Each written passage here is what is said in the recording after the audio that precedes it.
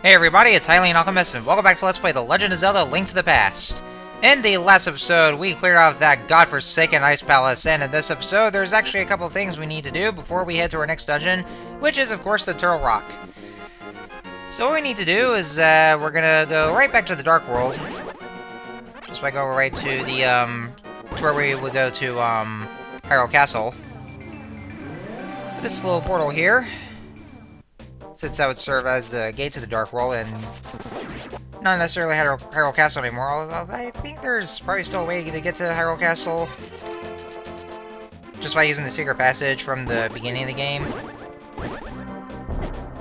I think so anyway, so... Anyways, we do need to go back to that one house, which is the bomb shop, and that's, of course, if you remember, where the, where Link's house would be in the Light World. Because there's one special bomb that is in stock, and we're going to need to use that bomb for those two upgrades we're going to be getting. And then after that, then we'll be on our way to Turtle Rock, which is right up top of Death Mountain. It's actually not called by any other name in the Dark World. It's still called Death Mountain, same as the Light World. So let's go ahead and pick this one up.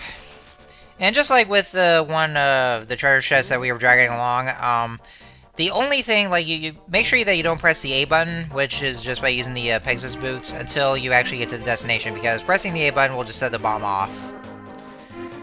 So that's why we need to just bring it all the way over to where, back to where the pyramid is, well, the Pyramid of Power. Right in the very center of the Dark World. And you don't need to worry about it, like, taking damage from the enemies. And I don't think for the bombs that those Hinoxus throws, or all the Hinoxus throw. I'm not sure. Maybe they don't. I mean, I think that might have happened to me before, but it didn't really set out that bomb. Just as long as you don't press the A button, because that will just set them off. Just wait until you get to the destination, and then you can set it off. And that would be right here, that little crack in the wall, the very obvious crack. And hopefully we should see what's inside.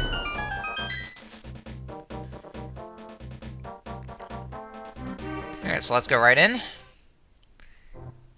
And we see that there's a fountain, a mysterious pond. And what we need to do is that we need to throw in items, so let's go ahead and throw the bow and arrows. And then we have a... Huh. It's very different from all the other fairies. So by giving her those, the bow and arrow, and just giving them back from her, she'll upgrade those to silver arrows. And she's also explaining why she looks like that, because of Ganon's power. But at long last, we have the silver arrows, and yeah, spoilers right there. That's what we need to defeat Ganon. Yep, the game just spoiled it for us. Womp womp. Yep, thanks, game. We haven't even gotten to the penultimate dungeon yet, and you already spoiled it for us. Thank you so much for that. Now that we have the silver arrows, the other thing that we also need is that we need to throw in our sword, because that needs to be upgraded as well. And that new sword upgrade is actually going to be our strongest sword.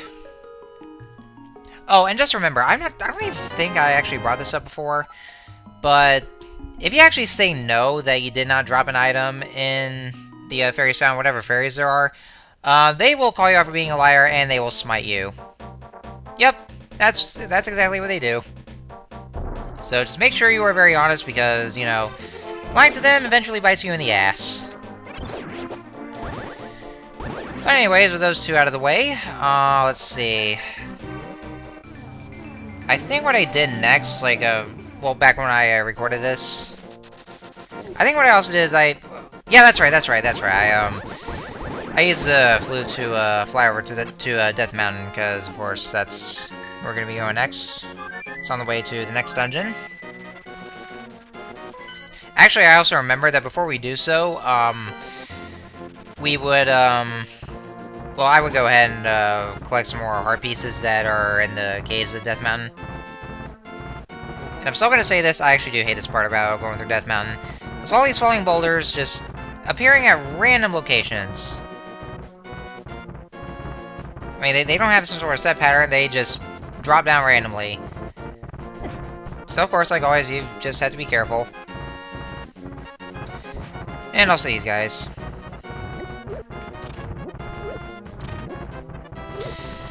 So, anyways, I know one thing I do want to talk about. If you haven't seen already, go and check out the trailer for the first trailer for Avengers 4, well, which is now called Avengers Endgame.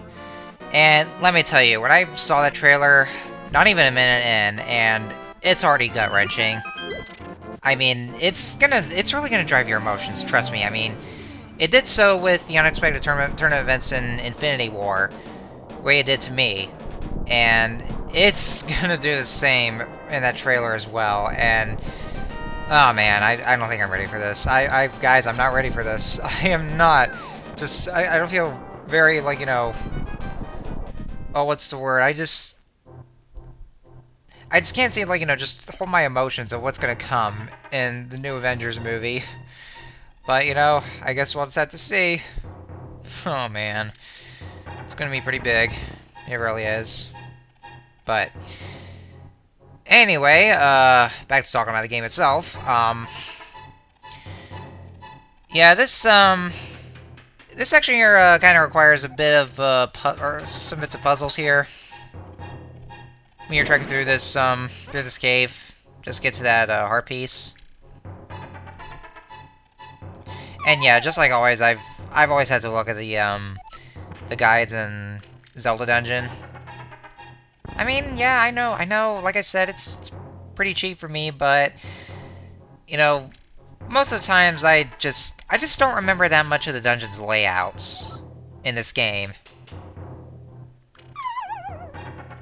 I mean, like, with Ocarina of Time, I mean, I can remember the dungeons. Well, I mean, then again, though, it's kind of hard for me to remember the layouts of the dungeons in the, top-down Zelda games, but for 3D Zelda games, that's kind of a different story. Well, mostly because I've played a lot of games when I was a kid in the 3D era. Well, a lot of them being the Nintendo 64 games. So yeah, I do apologize for that, and also, well, maybe I could probably just give you a warning, but just until, just wait till we get to, Turtle Rock. Because Turtle Rock can also be a bit of a pain in the ass, trust me. And I do believe that out here is where we get that, oh, no, I was, okay, no, I was thinking wrong, it's, that one, little, that one little, cliff over there. That's where the heart piece is, and yeah, I just fell off the edge. And we see that there's nothing beyond here, but if we use the Ether Medallion... I think that's what it was, the, yeah, I think it was the, Ether Medallion. Then we can see where the invisible path would be, and we can just get across.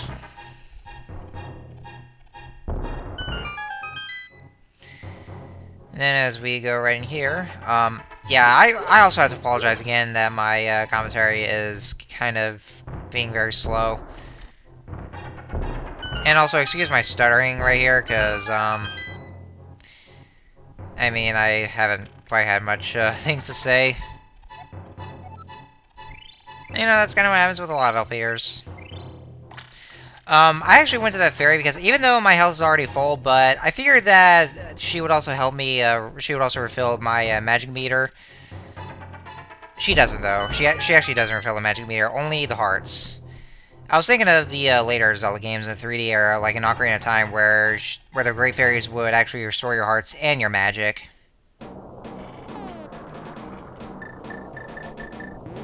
I kind of forgot that she doesn't do that in this game. Only your health. Alright, and there's where the heart piece is. And we actually have one more heart piece to go. I mean, like, actually we have 2 heart containers, just, like, you know, just the last heart piece, and... You know, that one heart container being in Turtle... Excuse me. Being in Turtle Rock. I just had lunch, so... Excuse me there. Alright, so this is also where we need to go, and this is the kind of order that you need to, you actually have to, hammer those pegs in the right order. You have to start with the right one first, and then the top, and then left. And then after you do that, then this portal up here, and it'll take you to the dark world. Yep, slurring my words once again. And now, with the use of the Quake Medallion, that will now open us a new path, and now we can enter Turtle Rock.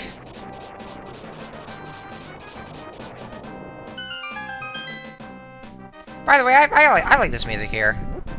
Not sure if I've mentioned this before, if in the Skull Woods, because the music also played in there, but I really do like this theme a lot. I especially love the Link Between Worlds remix, because it's given an extended version. Like, you know, it just sounds a little more epic, especially considering, like, you know, when Laurel's Death Mountain, it's very snowy there. It just kind of fits that kind of aspect.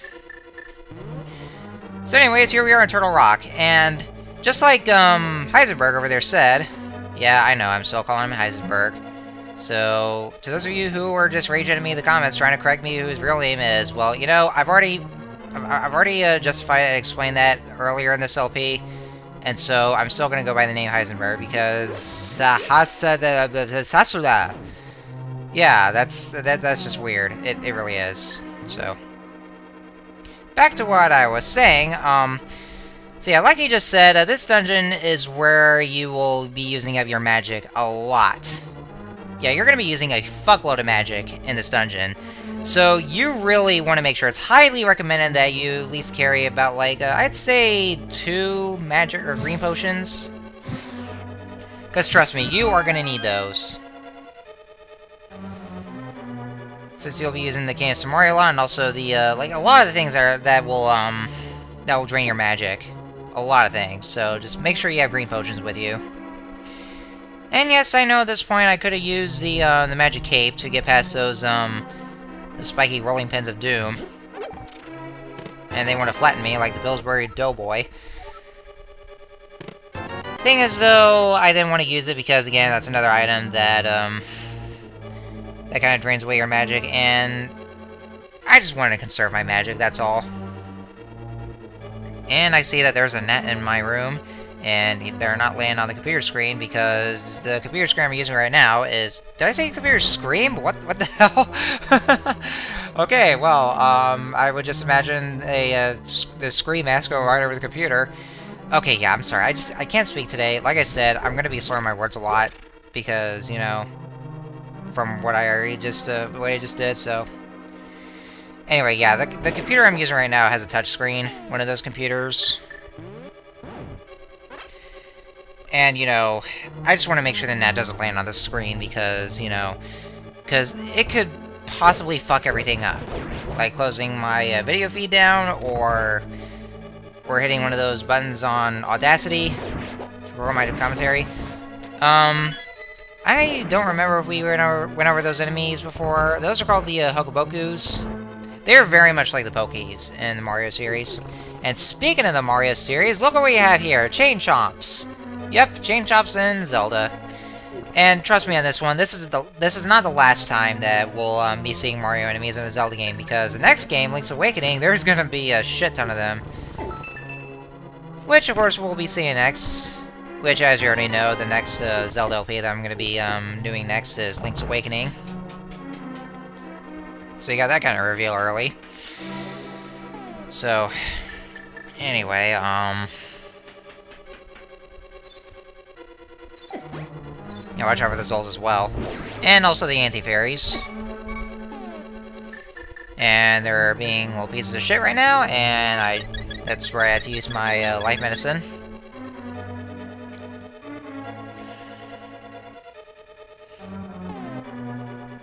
See, I do have at least 2 green potions right here, so that should be that should be good enough for this dungeon, since that's a dungeon where you're going to be using your magic so many times. So yeah, just be careful with that. If you don't have the green potions, then well, you're gonna have to turn back and start grinding rupees and getting the green potions. Also, this is what I was going to mention once I got to Turtle Rock. There's going to be a lot of editing in this video, a lot of them, so I really do apologize for that. like all the sun cuts right there, because, you know, this dungeon, well, as with all the other dungeons in the Dark World, it's a very complex dungeon, but not only that, it's also a huge pain in the ass. It really is, and, you know, and it's like one of those things where, without a guide, you'll get lost very easily, and trust me on this one, I really did not want to get lost at all. I mean, you know, because as you already know, yeah, there's a trick trapped again. This LP has gone on for a long fucking time right now. It really has. I mean, believe it or not, I actually started episode 1 of this LP, like, last year. Like, just about a year ago from now. And because of all the sun hiatuses, and all the shit that I've been going through, all the motivations have been gone from me, and because of that, I just keep getting those, there's always been those sun hiatuses. So this LP was really going so slow, and, you know, it's just about been a year already, and I really want to end this right now. We're almost done, and I'm like, you know what? Let's just end this already. Let's just get that done, and then that way there, I can just, I could just get on with my next LP. Although, maybe not right away, because there are some things I do need first.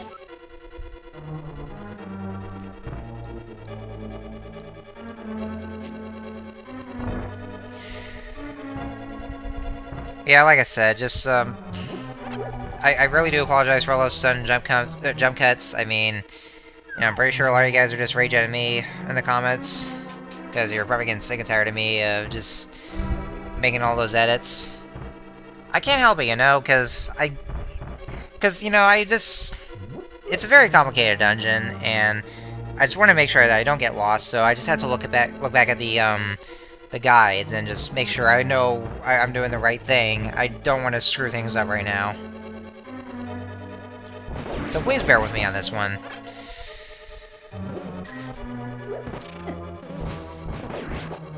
Let's see, there was something else I also wanted to say, but can't remember exactly.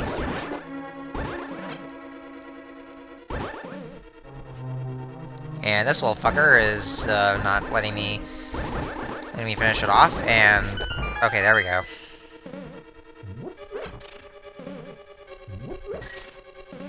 And there's the bonfire again. Let's see here. What else was that I was going to say? Yeah, I think I lost my train of thought at this point. I was trying to say something, but I can't seem to. I'm trying to think back right now. Oh, okay, now I remember. That's right. Yeah, well, like I said before about just, this dungeon being a huge pain in the ass, it's especially paired with all those laser eyes right there you're seeing. And also the parts where you have to use the Cane of Samaria. And yeah, by the way, that dungeon is also where the Cane of Samaria really comes into play. Without it, then you can't go through this dungeon at all. So make sure you do have the Cane of Samaria as well. And yeah, I was kind of dumb right there. I tried to use the magic mirror on this one, but it ends up placing me on the walls. Yeah, if you use a magic mirror on anywhere in the Dark World, but then you end up being in the walls, and some sort of wall in the Light World, it automatically takes you back to the Dark World, so that way you can find another spot and try this again. So at least that kind of helps. And yeah, this is where, like, we just left from the, from Turtle Rock, because, this is where our last and final heart piece would be.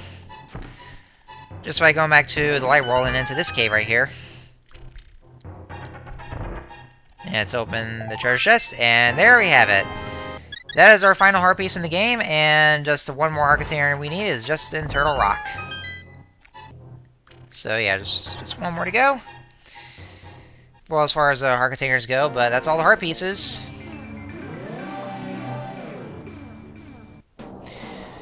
So anyways, oh yeah, this part is also where you're supposed to use the Cane of Samaria to get across there. Or you can just do the cheap way and just use a hookshot, and that is why I love the hookshot so much. It really helps me out a lot. And now we have the Mirror Shield. It's supposed to reflect off the beams of the laser eyes.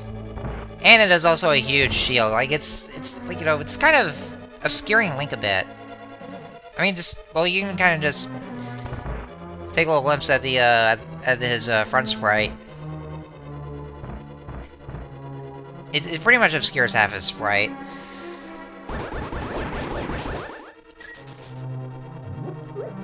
But yeah, one thing about those, that one room with the, where you have to use a can of Samari and just use it as a riding platform.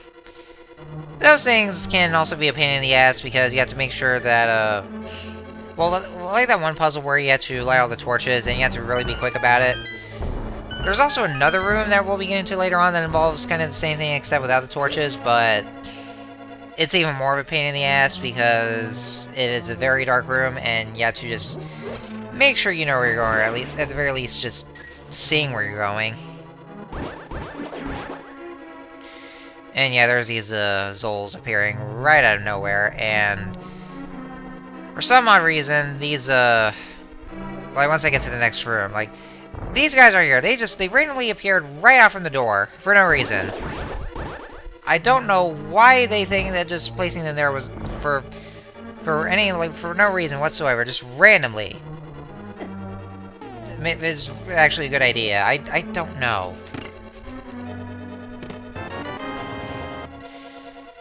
Anyways, we can just go ahead and continue onwards. I think we're about, yeah, just much more to go with this video. And yeah, this is also kind of where I screw things up a lot. I was trying to, like, here's what I did. I pushed the analog stick to the right to make that platform go right, but instead it just took left. I mean, I was quick enough. You have to be quick enough at least, but I actually thought I got it this time. But then the platform still went left. I like, what the hell? That's just weird. I don't know what happened there. Maybe the game's glitching. And yeah, speaking of glitching, yeah, the video just kind of went out for a bit. Well, just for a brief second. It happened before back in Thieves Town, and it just happened again here. I don't know why it has to be the case, or what is up with my Hopog, or Hopog, or however the hell you pronounce. How do you guys pronounce it properly? Is it Hopog? Because I mean, it kind of looks like Hopog to me, but then people pronounce it Hopog. But like, I don't know. It's a really weird name. But anyway, I don't know what was going on with it. I mean, it seems to be working fine right now, but it tends to do that sometimes. Maybe there might be a better recording device, like, not quite so sure about the Elgato capture card. I don't know, I guess we'll have to see. And yeah, let me just say, I really do hate those laser eyes right here. And I'm trying to get those chests as well, but if you just, if you come into contact with it, excuse me, if you come into contact with them, like, you know, they start shooting lasers at you, you can block them out with the mirror shield, but unfortunately, when you try to leave after getting the, after opening up the treasure chest, then they still shoot lasers at you, and you basically just get hit, but then you also get knocked back a bit too. See, like that right there? You see that? You see that right there? I kinda got knocked down a bit because of the laser eyes. I hate it when games do that. I really do. It's like, ah, man, that's just like bad enemy placement, if you ask me. It really is. That's one thing that really does suck about Turtle Rock. I mean, yeah, sure, it's pretty much the penultimate dungeon, so it has to be this challenging, but still. Anyways, now we have a path that takes us outside, and this is where you probably want to do so. Like, you know, if you go back outside, then whenever you use a magic mirror, or I think die, and just, and you go back to where you would leave off from the dungeon, then this is where you would actually go. Just from, that little shortcut entrance. And that actually takes us a little closer to the boss, because I do recognize this room.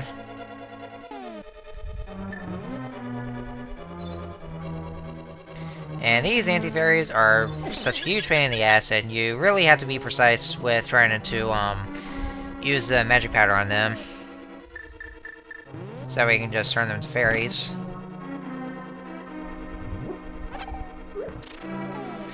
But I do believe that we're almost done with this dungeon right here. Thank God.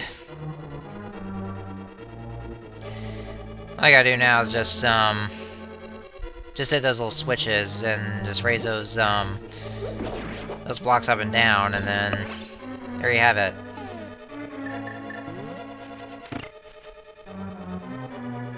And it's a lot better to use with the boomerang.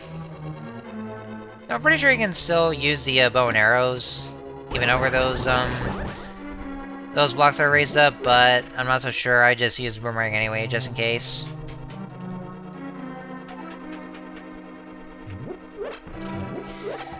Alright, and next thing, let's use the Canister Mario once again, and that will take us right over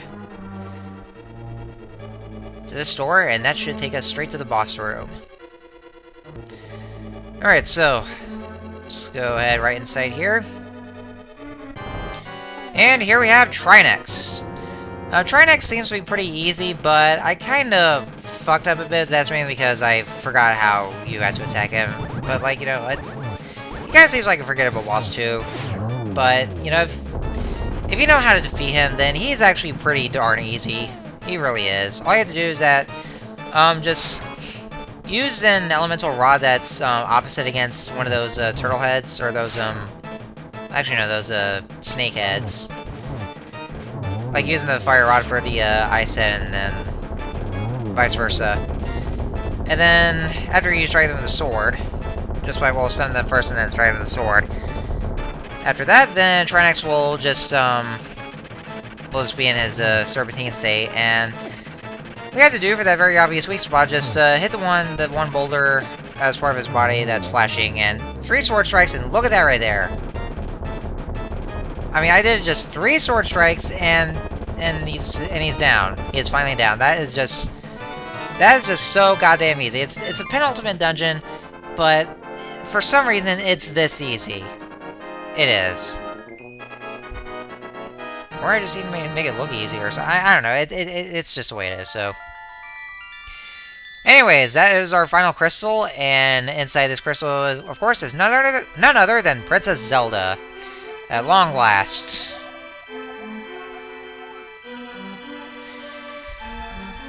So now that Princess Zelda has been freed from her crystal prison, as with all the other, all the other maidens, that means that we can finally gain access to our last dungeon, which is Ganon's Tower.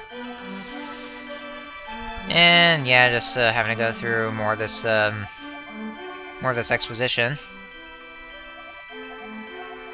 Yeah, the Tower of Ganon, that is where we need to go next. And it's actually the, yeah, they actually need to break the barrier first, but, like, you might have seen a flashing tower. That is actually Ganon's Tower, the exact same place where the Tower of Hera is in the Light World. And that, ladies and gentlemen, is where we will go next in the next episode of A Link to the Past. So, till next time, guys, I will see you, and we will tackle Ganon's Tower.